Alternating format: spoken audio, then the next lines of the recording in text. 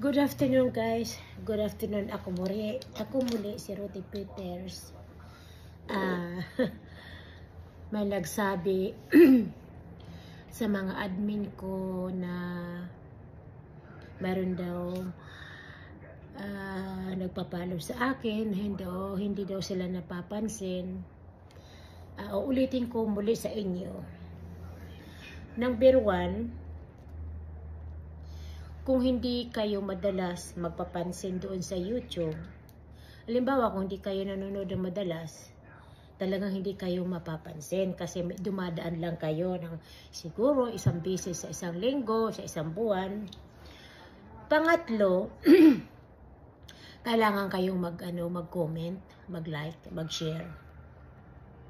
Pang-apat, pang-tatlo nga pala. Nakalimutan ko na, din ako marunong magbilang. Ayan, tuloy.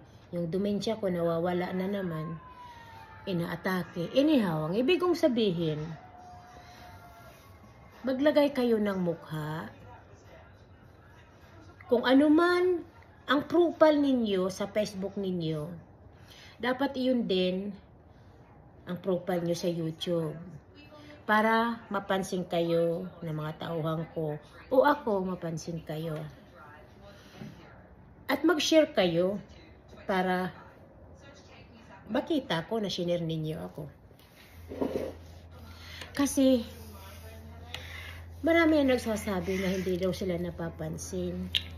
Matagal ko na yung sinasabi, kung gusto niyo magpapansin, magpakita kayo ng madalas. Mag-hello kayo ng madalas.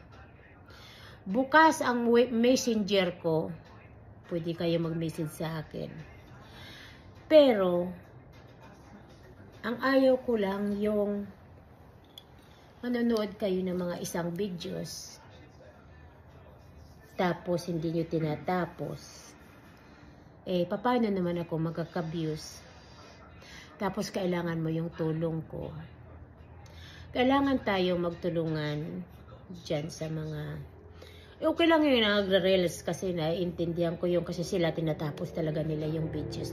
At ako rin tinatapos ko rin yung videos nila. Kahit hindi ako nagre-reels na o kaya nasa YouTube ako.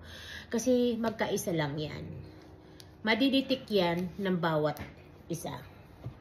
Pag ikaw nanood ng YouTube ko na hindi mo tinapos, ganon din yun. Sasamihin sa'yo ito nanonood pero di tinatapos. Pero ako, nanonood ako sa'yo at tinatapos ko kasi alam ko na parehas lang yan. Kasi ano yan magkasin yan. Kasin yan silang dalawa. Anyhow, so please, maglagay kayo ng mukha ninyo. Kung ano man ang Facebook ninyo, ang profile nyo. Ganun din sa YouTube. Kasi kapag wala kayong mukha, talagang hindi ko kayo papansinin. Kasi ako ay bulag at bingi. Thank you.